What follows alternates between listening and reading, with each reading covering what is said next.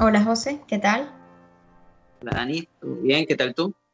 Bien, chévere. Aunque hoy va a ser un poco difícil, no es un tema muy agradable. Bienvenidos a todos. Hoy vamos a hablar de una realidad muy dura de nuestro país, Venezuela, y es la situación de desnutrición infantil, que hoy en día es un problema bien significativo que no podemos evadir, que no podemos negar, que nos encontramos con esa cruda situación el día a día. Y bueno, lo que vemos es que es una situación en la que hay un déficit en cuanto a la ingesta de alimentos, de nutrientes, ya sea en cuanto a cantidad o en cuanto a calidad. Porque bien sabemos que hay muchas familias que siguen, puede que coman, o sea, puede que se alimenten 3 veces al día, no están consumiendo de manera balanceada ni sana. Es decir, hay muchas familias que comen los mismos alimentos, que son los más accesibles, tienen mucho tiempo sin comer proteína, y esto sabemos que tiene consecuencias significativas, y muchas de ellas pueden ser irreversibles y muy significativas. Si bien cuando pensamos, ¿no?, en lo que es la desnutrición infantil o cualquier tipo de desnutrición, nos enfocamos mucho en consecuencias a nivel físico, ¿no? Entre ellas sabemos que está el retraso en cuanto al crecimiento. Podemos ver niños que no tienen ni la estatura ni el peso que va adecuado a su edad, niños que van a tener dificultades a nivel cognitivo o a nivel mental. Entonces son niños que no se concentran, que no van a rendir en la escuela, que no tienen capacidad para concentrarse, no tienen la posibilidad de jugar, que sabemos que es una actividad fundamental en el desarrollo de los niños, ¿no? Son niños que no reciben o no pueden responder a los estímulos de la misma manera. ¿Por qué? Porque están en una situación de casi como de ensimismamiento con respecto, porque claro, no tienen una necesidad básica que debe ser cubierta, que es la alimentación. Vamos a ponernos a pensar un momento cómo un país va a funcionar en el que las familias no tienen la necesidad básica de la alimentación cubierta. Cuando digo no tienen la necesidad básica de alimentación cubierta, me refiero a que no comen 3 veces al día. Esas veces al día que comen no son alimentos balanceados ni que llegan a aportar la suficiente energía o nutrición necesaria para funcionar en el día a día. ¿Cómo esa familia va a poder pensar y enfrentarse al día a día? ¿Cómo alguien puede estudiar? ¿Cómo alguien puede salir a trabajar? ¿Cómo alguien puede tener la energía o el interés en jugar y en hacer las cosas correspondientes a su edad y a sus necesidades cuando no tiene los alimentos necesarios para surgir, para progresar? La solución en este caso está asociada a la situación de pobreza. Pero ¿cómo frenar ese ciclo que se va transmitiendo de generación a generación? Sí, estamos hablando de un país en el que los métodos anticonceptivos o escasean o son muy costosos, al igual que los alimentos. O sea, ¿cómo avanza un país de esa manera? Porque lo que dicen los profesionales de la salud, entre ellos los médicos, es, bueno, o sea, el impacto de esta situación de desnutrición infantil va a ser no solamente estamos viendo las consecuencias ahorita a corto plazo, ¿no? Sino estamos hablando de generaciones que van a mostrar y van a quedar afectadas por esta desnutrición. O sea, vamos a ver generaciones de venezolanos con un nivel intelectual menor, con un desarrollo mucho menor. O sea, el capital humano no va a ser como años atrás, con la población que tenía sus necesidades básicas satisfechas. Entonces, estamos hablando de un impacto bien significativo. No sé qué piensas tú. Bueno, suscribo tus palabras, de verdad, totalmente de acuerdo con lo que dices. Esa relación entre desnutrición y pobreza es algo que se ha hecho, ¿ok? Y interesante, por la Organización Mundial de la Salud define pobreza como ganar menos de $2 por día. O sea, Claro. ahí no se pregunta cuánto está el sueldo del venezolano, ¿no? Realmente estamos en una situación de pobreza, la gran mayoría de los venezolanos, y que chequeando una entrevista que le hacían al presidente de la Sociedad Venezolana de Pediatría, él comentaba que el 32% de los niños en Venezuela sufren de desnutrición, lo cual es un número gigantesco, ¿no? Un número grandísimo, equiparable a contextos de guerra. Eso es para hacernos una idea, como si uno hiciera una fiesta, invitar a 100 niños, de esos 100 niños, 32 están desnutridos, ¿no? Número asombroso. Claro. Entonces, ciertamente es como tú dices, ¿no? O sea, ¿qué consecuencias tiene esto? Que es la pregunta que uno se hace. Las consecuencias van a tener un impacto negativo en el desarrollo del cerebro. ¿Okay? Entonces, vamos a ver un cerebro que no se va a desarrollar correctamente y que los daños en el sistema nervioso van a ser irreparables. ¿Okay? Se puede corregir el peso, la talla, pero si la desnutrición se da en los primeros 3 años de vida, van a haber funciones no se van a desarrollar. ¿Bien? Y se pueden conseguir medidas de, o sea, de estimulación en donde hayan otras áreas que sustituyan, suplan, pero el niño va a venir con un retraso. ¿Okay? Y eso es importante saberlo, un retraso en las funciones cognitivas, que son atención, concentración, memoria, razonamiento, capacidad numérica, capacidad de abstracción. Más adelante no van a poder desarrollar adecuadamente su función ejecutiva, el juicio social, la capacidad de adaptarse, solucionar problemas, controlar los impulsos, responder socialmente adecuadamente, ¿no? O sea, estamos hablando como hace 2 años me comentaban en una reunión con unos psiquiatras, estamos en un país de deteriorados cognitivos, ¿no? Ciertamente. Y deteriorados cognitivos que también uno no es solamente un cerebro andante, ¿no? También hay emociones. ¿Qué pasa con esas emociones? Eso también lo vamos a tocar un poco ahorita. Pero me quería quedar con lo cognitivo porque me hace recordar el contexto de la Segunda Guerra Mundial, ¿no? Durante la Segunda Guerra Mundial hubo un daño tan significativo al entorno que las pruebas de inteligencia tuvieron que ser rediseñadas, ¿ok? Y bajar los niveles de exigencia, porque todas las personas que eran evaluadas bajo esa misma escala apuntaban con deficiencia cognitiva, tipo un retraso mental o una inteligencia límite. Entonces tuvo que hacer una adaptación. Eso quiere decir de que situaciones altamente estresantes, complejas, de exigencia, eh, son situaciones que cambian, ¿ok? Nuestro desarrollo cognitivo, nuestro funcionamiento. Y tú hablas de 2 generaciones por lo menos, Claro. donde hay un daño significativo, un daño claramente significativo, en donde vamos a tener que estar claros que van a venir muchas personas que van a ser los nuevos adultos con una inteligencia por debajo del promedio que conocemos actualmente. Y emocionalmente, bueno, o sea, uno habla entonces de la desnutrición simbólica, ¿no? Donde hay muchas otras cosas que no se están dando en esos vínculos. Claro.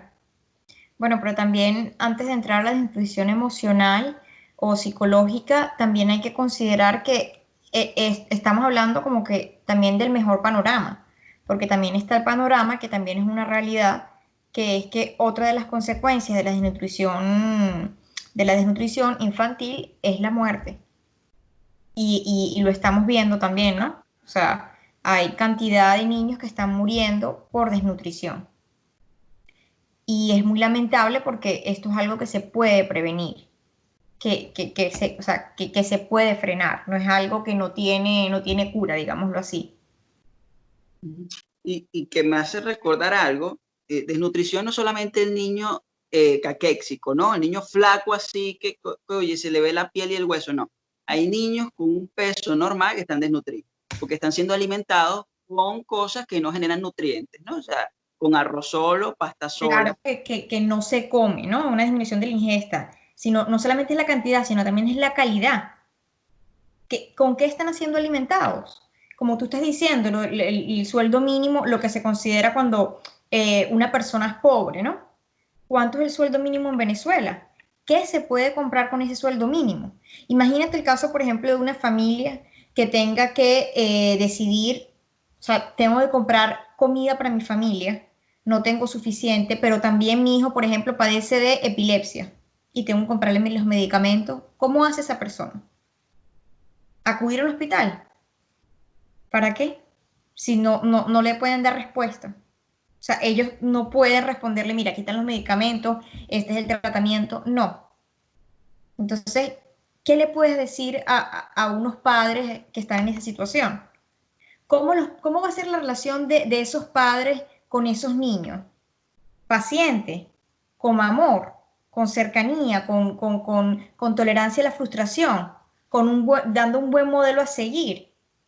Si ni los padres ni los hijos tienen esa necesidad tan básica de, oye, tengo el alimento necesario para yo poder controlarme, para yo poder saber cómo manejar las emociones, para yo poder tener tiempo de comunicarme con mi hijo, de estimularlo, de vincularme, no va a pasar. Preguntas muy fuertes las que Claro. haces. Sí, cierto.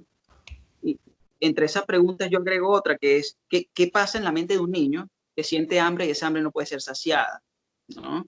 ¿Cómo un niño simboliza eso, ¿no? Cómo un niño se enfrenta a un ambiente tan hostil, un ambiente tan difícil en el que, mira, o sea, nosotros ni siquiera sabemos darle respuesta, ¿no? Digo nosotros, la población adulta, como que está metida en una situación en la que, wow, ¿qué hago? Seguro surge esa demanda ante los padres y qué le podrán decir los padres. Hay que ver también pensar cómo se sentirá ese padre ante la demanda de su hijo, porque ese padre no puede muchas veces responder ni con la demanda de sí mismo, ¿no? O sea, no puede ni satisfacer, bueno, no puede hacer nada para mejorar esa situación, ¿no? Debe sentir una gran impotencia y también puede sentir mucha culpa, mucha frustración, porque no puede... siente que le está fallando a su hijo, ¿no? Se debe sentir muy mal, pero también hay que ver cómo se le responde a este niño, qué respuesta se le podrá dar. Se le angustiará más, se le tratará de negar la realidad, se le tratará de evadir. Hay un distanciamiento entre la relación y padre-hijo. O sea, vamos a imaginarnos, ¿no? ¿Qué respuesta podrán dar los padres de niños que están pasando por una situación a nivel familiar de desnutrición? Una La respuesta puede respuesta que ser, yo veo en consulta, ujú, disculpa te interrumpo, pero no, me parece muy tranquilo, pertinente. La respuesta que yo más veo en consulta es cállate, es esa. Se le dice al niño cállate, ¿no? ¿Por qué? Porque esa pregunta del niño, esa demanda, es algo con lo que el padre no puede lidiar, claro, ¿no? Y ciertamente esta situación trastoca el vínculo, lo distorsiona. Ya ese vínculo madre-hijo no es o padre-hijo no es un vínculo que se puede dar en un contexto en donde se pueda desarrollar lo normal, ¿no? Lo mínimo. Como tú dices, no se tiene lo básico cubierto. claro. Y también no hemos hablado de, o sea, imagínense los casos que también hay muchos embarazos adolescentes, casos de embarazos que incluso durante el embarazo no hay una alimentación apropiada y puede haber una desnutrición. O sea, de antemano el niño ya viene con una desnutrición. Imagínense ese escenario entre el padre y los hijos cuando no se sabe qué hacer con esa demanda del niño, ¿no? Y cuando tú dices, bueno, muchas respuestas que tú ves en tu consulta de los padres hacia los hijos es como, cállate, pero ¿qué es lo que quieren acallar, no? O sea, es una situación dolorosa, difícil, de no saber cómo abordar, no saber qué hacer. ¿Qué le puedes responder? Puedes angustiarlo más, puedes negar la realidad, como en la película esta, La vida es bella, ¿no? O sea, que no hay manera de afrontar esa situación Bueno, que en traigas una La vida foto. es bella, que La Ujú. vida es bella aparece en un contexto de guerra, ¿no? Es una película de la Segunda Guerra Mundial y pareciera lo que estamos hablando es un contexto de demanda excesiva, que pareciera que hay una guerra constante. Claro, desde mi punto de vista y desde la realidad que se nos presenta hoy en día y con los pocos recursos que se tiene, la realidad que estamos presentes es una realidad muy oscura, realmente. Va a dejar consecuencias, que son consecuencias en muchos casos irreparables. Los efectos lo estamos viendo ahorita y se van a seguir viendo a largo plazo. Como, como también me comentaban hace un tiempo unos compañeros, unos profesores, esa Venezuela de los grandes escritores, poetas, ¿no? la época de Paz Castillo y esa gente, olvídate, ¿no? Eso no va a estar así por un tiempo. Y al principio, cuando lo conversaba con ella, me pareció una realidad muy cruda a la que yo intenté negar, ¿no? O sea, de decir, bueno, eso no es así, pero cuando uno ve las cifras y cuando uno ve cómo está el panorama y cómo está la situación, uno entiende que en efecto mucho de eso se va a dar y que como antes en Venezuela la producción de intelecto era algo común, era algo cotidiano, era algo frecuente, ahora va a ser lo atípico, ¿no? O sea, Claro. se van a ver muy pocos casos de realmente que se pueda dar un desarrollo, porque estamos en un contexto donde desarrollarse es raro, es difícil. Claro, y es lo que tú y yo hablábamos, hemos hablado en muchas ocasiones, ¿no? Mejoría o el progreso de Venezuela puede darse mucho más, de manera mucho más rápida en otras áreas, ¿no? O sea, en el área económica, por ejemplo, pero, eh, o sea, incluso la pobreza puede avanzar rápidamente, puede mejorar, pero los efectos y las consecuencias que genera la desnutrición, eso aunque mejore la situación de pobreza, eso va a permanecer. O sea, ese daño ya está creado, ¿no? Incluso como tú decías, los primeros 3 años de vida, que son los más importantes. Entonces, hay muchísimos niños que, como decía, incluso desde el embarazo, sufren de esta desnutrición, ¿no? Que se vuelve crónica. Totalmente.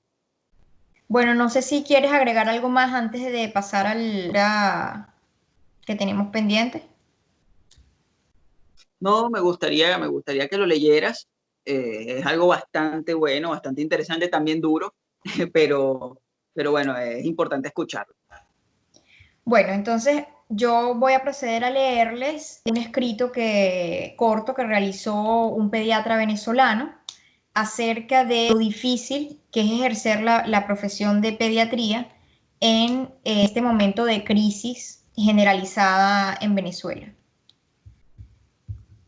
Bueno, entonces el escrito está titulado Ya no quiero ser pediatra. Dice, jamás llegué a sospechar que diría esto, pero ciertamente ya no quiero ser pediatra. No quiero serlo más porque me cansé de muchas cosas injustas, dolorosas, incómodas e intolerables que vivo a diario en mi ejercicio profesional como pediatra. A continuación, les voy a citar sin muchos detalles esos aspectos que terminan destruyéndote y haciéndote rendir. Me cansé de ver a las abuelas llevando a sus nietos a la consulta y al preguntarles por qué no vinieron los padres, me hacen cualquier cantidad y tipos de señas para que no pregunte más sobre eso y así evitar que el niño se descompense al recordarle que sus padres están fuera del país, probando suerte. Temo preguntar en la consulta dónde está el padre del paciente, porque cada vez es más frecuente escuchar, lo mataron porque se resistió a ser robado, está fuera del país, está buscando trabajo, dejó la casa o algo que no termino de entender. Bueno, usted sabe cómo están las cosas. Me afecta demasiado ver cómo pierden peso y dejan de crecer mis pacientes. No hace falta que les haga hincapié en que no es por una enfermedad, sino por la imposibilidad de comprar los alimentos. Me impacta la cara de vergüenza que ponen la mamá o abuela del paciente cuando les digo, quítenle el pañal al niño, y me responden, doctor, los pañales están muy caros y por eso le tengo puesto esto. En la consulta pediátrica, rutinariamente pregunto sobre la alimentación del niño. Y por más que quiera reflejar la tragedia sobre lo que escucho, me interesa más hacerles saber que si el niño está anémico, sus padres o abuelos están más anémicos que su hijo o nieto, porque se sacrifican por él. Regularmente escucho, doctor, usted sabe cuando hay carne o pollo es para el niño, y si queda algo comemos nosotros. Quisiera eliminar esa pregunta en mi consulta. Tengo años sin ver a un niño con el esquema de vacunación acorde a su edad. Se me hace muy incómodo indicar un tratamiento distinto al que debo indicar, porque ese es el que se consigue o pueden comprar. Siento pánico cuando me toca examinar a un niño que no luce bien, por temor a detectarle una enfermedad de esas que en un país normal se puede tratar perfectamente, pero que aquí nos resulta casi imposible. Difícilmente puedo hospitalizar a un paciente porque generalmente su póliza de seguro no le cubre ni para un día de hospitalización. Y si tiene suerte de tener una buena póliza, no están disponibles en la clínica los medicamentos necesarios para su tratamiento. Entro en conflicto conmigo mismo cuando llega a la emergencia un niño convulsionando y no hay medicamento que logre detener la convulsión. ¿Qué debo hacer? ¿Ponerle solo una hidratación mientras pasa la convulsión sin decirle la verdad a los padres o les digo la verdad? Les digo que vayan a comprar un anticonvulsivante que no van a conseguir o si lo consiguen, ¿cuánto tardarán en traerlo?